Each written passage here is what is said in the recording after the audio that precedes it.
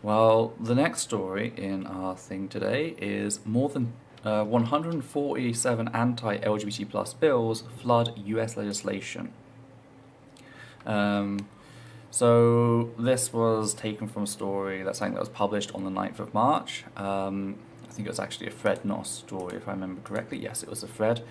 Posted by the Human Rights Campaign. They announced that they were tracking, excuse me, 147 individual bills that were active, or active as in they were trying to be passed, around the US. 73 of which were explicitly anti-trans, that is, they were targeting the trans community. Just as a note, 37 of the bills were aimed at banning trans kids from playing sport, 25 bills were aimed at limiting medical care for transgender people, and 22 bills allow discrimination under the guise of religious freedom.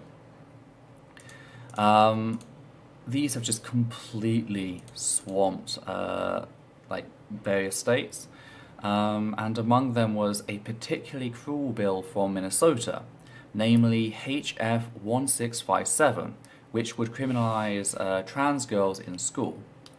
The bill would make trans girls playing on girls' teams a petty misdemeanor, whilst using restrooms and locker rooms corresponding to their gender a misdemeanor. Now, for adults, these acts would carry a $300 fine and a $1,000 fine with 90 days behind bars, respectively. However, that doesn't apply to minors because these would be minors, they're school. But, and to quote an article on the matter, Megan Peterson, director of Minnesota civil rights organization Gender Justice, said those penalties could translate to a juvenile detention stay for minors found guilty of violating HF 1657. Though she does note that this is unlikely, there is still that potential. So these bills could result in trans girls literally being sent to juvie just for living as their gender. Again, these are just completely swamped the US. There's no way to go through 147 bills on this show, especially not at this moment.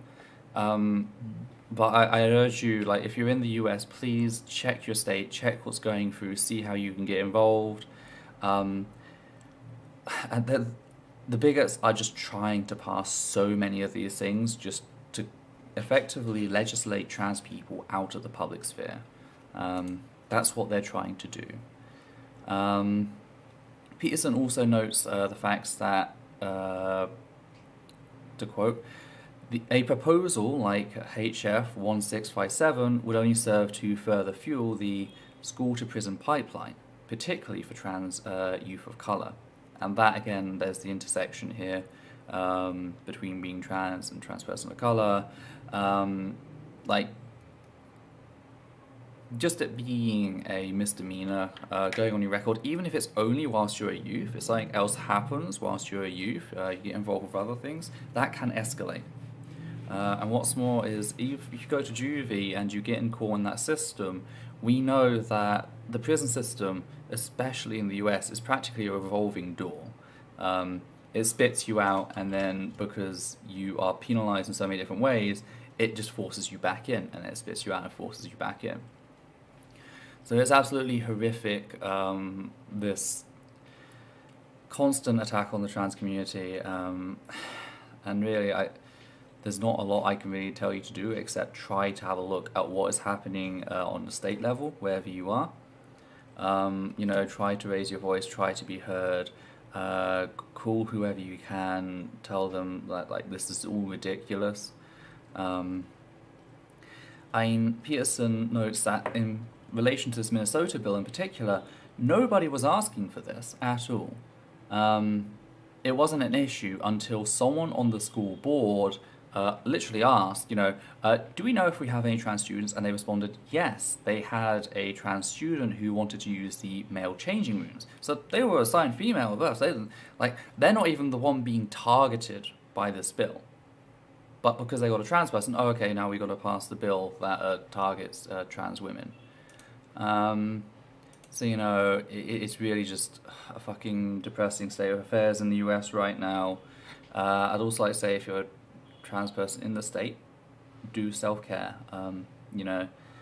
Take care of yourself, make sure that you're doing things to keep your head above water, sort of thing. And you're not forgotten, you're not unnoticed, but like, honestly, they just seem to be flooding the system. So, so much that it's difficult to like focus on any one thing.